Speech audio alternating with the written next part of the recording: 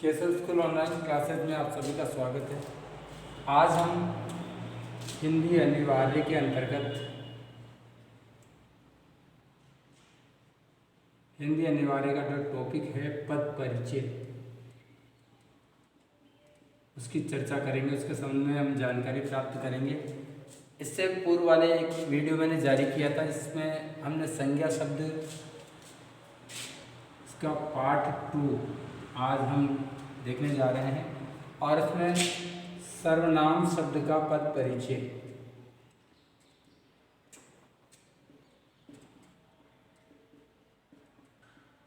पद परिचय का अध्ययन हम इस वीडियो के माध्यम से करेंगे।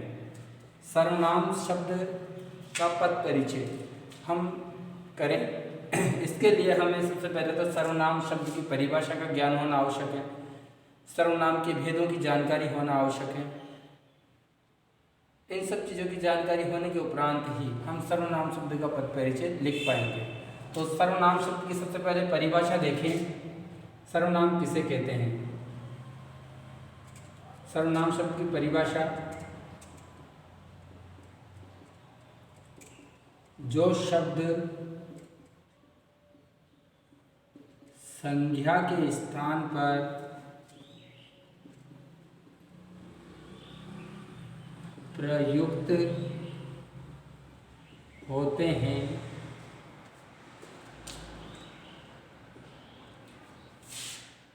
सर्वनाम कहलाते हैं।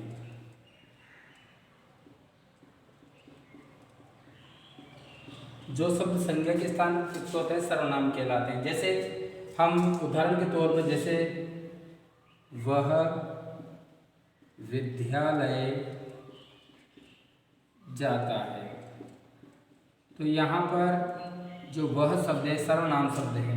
कारण जैसे राम विद्यालय जाता है, एक वाक्य है राम विद्यालय जाता है। अब राम के स्थान पर अगर हमने वह शब्द लिखा तो ये शब्द यानी संज्ञा के स्थान पर प्रयुक्त हुआ है, यानी किसी के नाम के स्थान पर अगर शब्द का प्रयोग किया जाएगा तो वह सर्वनाम कहलाएगा। तो सर्वनाम जो शब्द संज्ञा के स्थान पर प्रयुक्त होते हैं वह सर्वनाम कहलाते हैं। जैसे उदाहरण के तौर पर मैंने बताया, जैसे महात्मा गांधी भारत के राष्ट्रपिता थे, तो वह भारत के राष्ट्रपिता थे, ऐसे भी हम कह सकते हैं। मोहन पुस्तक पढ़ता है, मैं पुस्तक पढ़ता हूँ, तो मोहन के स्थान पर मैं शब्द का प्रयोग हुआ।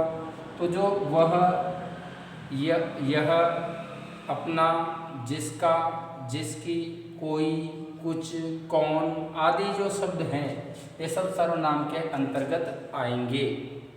तो परिभाषा पहले ध्यान में रखें, परिभाषा को उतारें अपने रजिस्टर में कि जो शब्द संज्ञा के स्थान पर प्रयुक्त होते हैं सर्वनाम कहलाते हैं।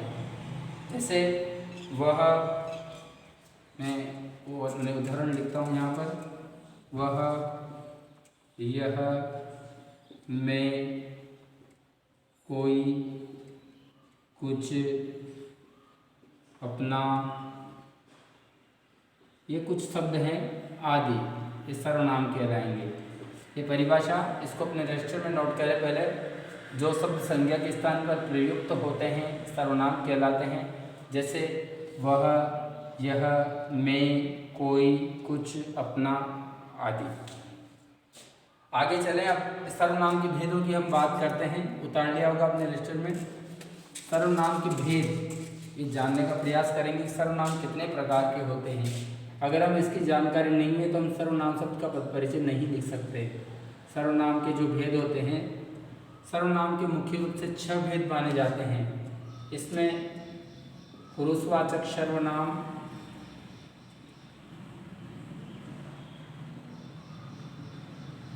दूसरा है इसमें पुरुषवाचक सर्वनाम, इसके 3 भेद मानेंगे हम। मैं अभी बाद में, थोड़ी देर बाद में इसमें लिखूंगा। निश्चयवाचक सर्वनाम,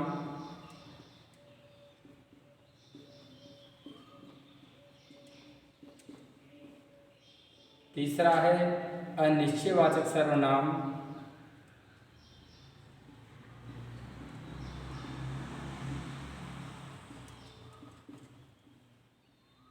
चौथा है संबंधवाचक सर्वनाम,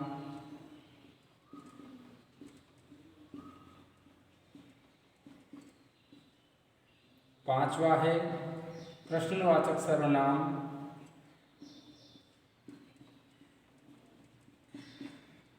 और जो छठा है वह है निजवाचक सर्वनाम। ये 6 प्रकार सर्वनामों के होते हैं। अब जैसे पुरुषवाचक सर्वनाम है तो इसके 3 भेद और आते हैं। जैसे अन्य पुरुषवाचक सर्वनाम, जैसे पुरुषों के जो भेद होते हैं संस्कृत में आते हैं प्रथम पुरुष, मध्यम पुरुष और उत्तम पुरुष। हिंदी में जो आएंगे वो आएंगे, जो प्रथम पुरुष है उसको अन्य पुरुष के नाम से जाना जाता है। तो अन्य पुरुष, मध्यम पुरुष और उत्तम पुरुष 3 भेद इसके माने जाएंगे। उदाहरण के तौर पर हम लिखें यहाँ पर, जैसे उदाहरण के तौर पे हम जैसे मैं, वह, यह, उसका आदि शब्द इसमें हो सकते हैं। निश्चयवाचक सर्वनाम की बात करें, जब किसी निश्चित वस्तु की हमें सूचना मिले तो वह निश्चयवाचक सर्वनाम होता है। जैसे यह,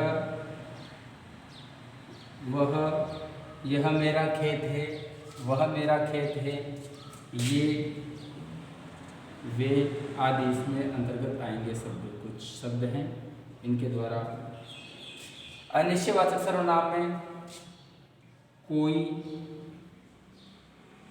कुछ, जैसे दूध में कुछ गिर गया, तो जो वस्तुएं हैं उनके लिए तो कुछ शब्द का प्रयोग किया जाएगा और प्राणी वाचक जो शब्द है उसमें कोई का प्रयोग किया जाएगा। कोई और कुछ 2 शब्द हैं। इनके आगे चलें, संबंधवाचक शब्द जिसका,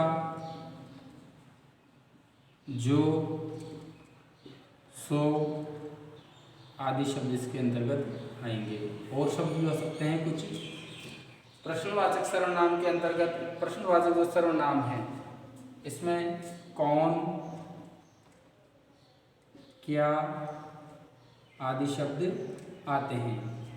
और निजवाचक सर्वनाम, जैसे यह मेरी घड़ी है तो मेरी, मैं अपनी पुस्तक पढ़ रहा हूँ तो निज, अपनी निजी पुस्तक पढ़ रहा हूँ तो ये मेरी, अपनी आदि शब्द इसके अंतर्गत आते हैं। इनका बिल्कुल ध्यानपूर्वक इनको देखें। इनके माध्यम से हम कुछ उदाहरण भी देख सकते हैं, उदाहरणों के माध्यम से हम समझ सकते हैं। तो सबसे पहले सर्वनाम के जो भेद हैं 6 भेद होते हैं। पुरुषवाचक सर्वनाम, निश्चयवाचक सर्वनाम, अनिश्चयवाचक सर्वनाम, संबंधवाचक सर्वनाम, प्रश्नवाचक सर्वनाम और निजवाचक सर्वनाम। और उदाहरण मैंने कुछ लिखे हैं आगे, इनसे हम वाक्य के अनुसार हम इनको जान सकते हैं। जैसे मैं पढ़ता हूँ तो मैं ये उत्तम पुरुष के अंतर्गत आता है, तो मैं जो शब्द है ये उत्तम पुरुष के अंतर्गत आएगा। वह विद्यालय जाता है तो अन्य पुरुष के अंतर्गत आएगा। उसका, ये जो शब्द हैं ये सब पुरुषवाचक सर्वनाम के। निश्चयवाचक सर्वनाम है, यह मेरा खेत है, यह मेरी कक्षा है, वह मेरी गाय है, ये सब बालक हैं, वे गडरिये हैं, वे बकरियां हैं। तो निश्चय करके किसी निश्चित वस्तु की ओर संकेत करके जब बात को कहा जाएगा तो निश्चयवाचक सर्वनाम। अनिश्चयवाचक सर्वनाम यानी इसमें कोई निश्चय नहीं रहता। जैसे कोई आया है तो कोई भी हो सकता है, इसमें निश्चित रूप से कहा नहीं जा सकता। अगर प्राणी वाचक शब्द है, प्राणी अगर कोई आया है या प्राणी के संबंध में कहा जाएगा तो कोई का प्रयोग किया जाएगा। जैसे दरवाजे पर कोई खड़ा है तो कोई भी हो सकता है, अनिश्चय है। दूध में कुछ गिर गया तो अगर वस्तु के संबंध में आएगा तो कुछ का प्रयोग किया जाएगा। संबंधवाचक सर्वनाम की बात की जाए, इसमें आपस में संबंध होता है। जिसकी लाठी उसकी भैंस, जो सोएगा सो खोएगा, इस तरह के उदाहरण इसमें आ सकते हैं। प्रश्नवाचक सर्वनाम में कौन और क्या, निजवाचक सर्वनाम में मेरी और अपने आदि शब्द आते हैं। इनको उतारें अपने रजिस्टर में और ध्यान रखें कि ये 6 भेदों के नाम होने हमें याद होने अत्यंत आवश्यक है। इसके बिना हम सर्वनाम शब्द का पद परिचय नहीं दे सकते, क्योंकि हम सर्वनाम शब्द का पद परिचय लिखेंगे तो उसमें सर्वनाम का भेद लिखना आवश्यक होगा। इस कारण से सर्वनाम के भेदों को अच्छी तरह से इनके नाम याद रखें। इनको अपने रजिस्टर में नोट कर लें जल्दी से। इसके बाद हम आगे की जानकारी प्राप्त करेंगे। आशा करता हूँ कि आपने रजिस्टर में नोट कर लिए होंगे। आगे चलें। अब सर्वनाम शब्द का पद परिचय लिखने के लिए हमें और किन किन चीज़ों की जानकारी होना आवश्यक है और किन किन चीज़ों के बारे में हम लिखेंगे। तो सर्वनाम शब्द के पद परिचय में सर्वनाम का भेद, उपभेद, भेद के भी जो भेद होते हैं, जैसे उपभेद किसे कहेंगे, जैसे सर्वनाम का भेद होता है पुरुषवाचक सर्वनाम, इसके अंतर्गत फिर उत्तम पुरुषवाचक है या फिर मध्यम पुरुषवाचक है या फिर अन्य पुरुषवाचक है। इस तरह से उपभेद भी लिखेंगे। वचन लिखेंगे सर्वनाम का लिंग लिखेंगे, कारक लिखेंगे और सर्वनाम का क्रिया के साथ संबंध लिखेंगे। इन सब चीज़ों के बारे में हम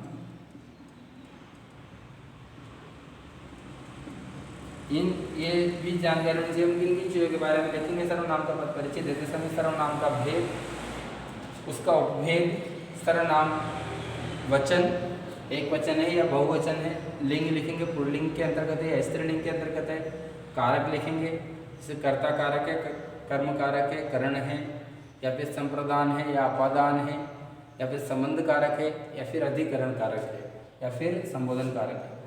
सर्वनाम की का जो क्रिया है उसके साथ क्या संबंध है, ये सब बातें हम सर्वनाम शब्द के पद परिचय में लिखेंगे।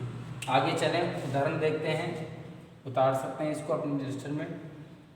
उदाहरण के तौर पर पहला वाक्य तुरंत इसको उतार लें, उसके बाद मैं ऊपरी वाक्य लिखूंगा।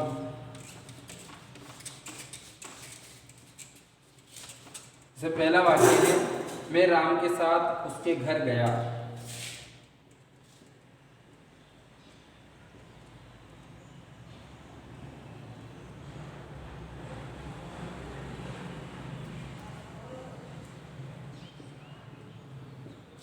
पहला उदाहरण है।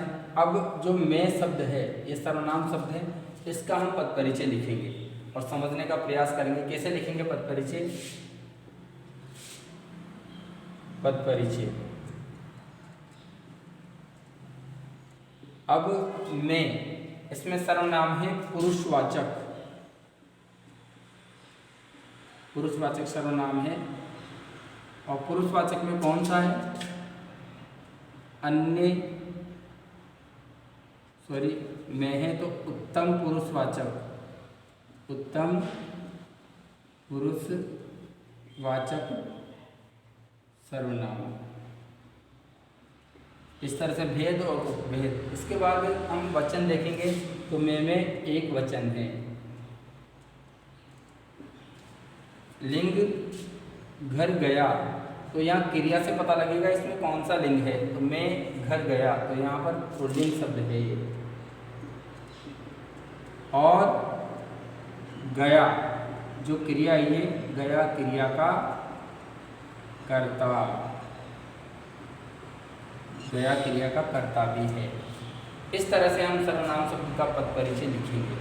एक और उदाहरण देखें, कोई आ रहा है।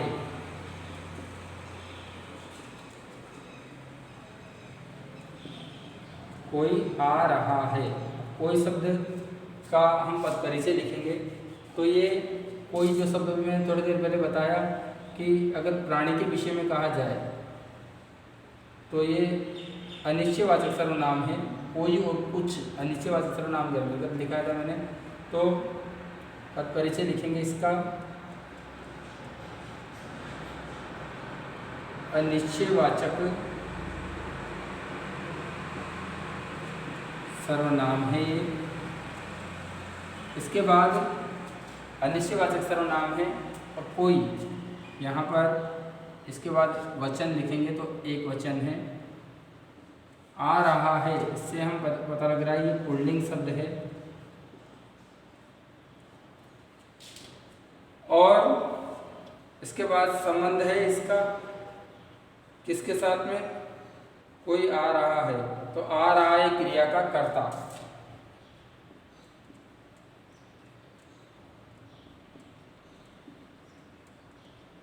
क्रिया का कर्ता भी है ये।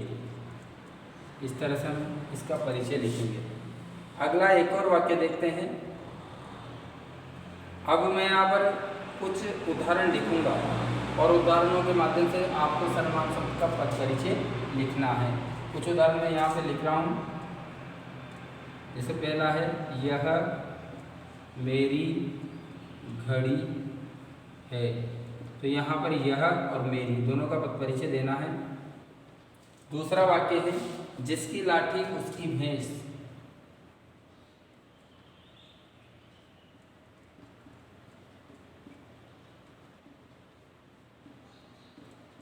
इसका पद परिचय लिखना है। और एक और वाक्य में लिख रहा हूँ यहाँ पर, इनका पद परिचय लिखना है, कुछ केले ले लो,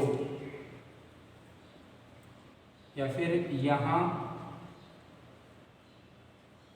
कुछ केले पड़े हैं। इन तीनों वाक्यों का आपको पद परिचय लिखना है। जिसकी, कुछ, ये रेखांकित शब्द हैं, इनका हमें पद परिचय लिखना है। तो ये हमने पद परिचय के संबंध में जानकारी प्राप्त की। इसको अपने रजिस्टर में नोट करें। पद परिचय लिखते समय में ये भी ध्यान रखना है कि अगर पद परिचय का भेद है और उसका उपभेद है, उसका भी अवश्य नाम लिखें, वचन लिखें, पुल्लिंग, स्त्रीलिंग, लिंग के अंतर्गत आता है तो वो लिखें, और क्रिया के साथ उसका संबंध क्या है वो चीज़ भी लिखें। इस तरह से हम पद परिचय का अध्ययन ध्यानपूर्वक करके इस टॉपिक को हल कर सकते हैं। और अगर इस टॉपिक के संबंध में अगर आपको कोई समस्या है तो व्हाट्सएप ग्रुप में जो समय निर्धारित है प्रातः 8 से 10 बजे तक और सायंकाल 8 से 9 बजे तक, उस दौरान आप जानकारी प्राप्त कर सकते हैं। कोई सवाल पूछना है तो पूछ सकते हैं ग्रुप के माध्यम से। आने वाले वीडियो में हम अगले टॉपिक इस पद परिचय के अंतर्गत ही जो तीसरा पार्ट हमारा आएगा, इसमें विशेषण शब्द का पद परिचय की हम जानकारी प्राप्त करेंगे। धन्यवाद।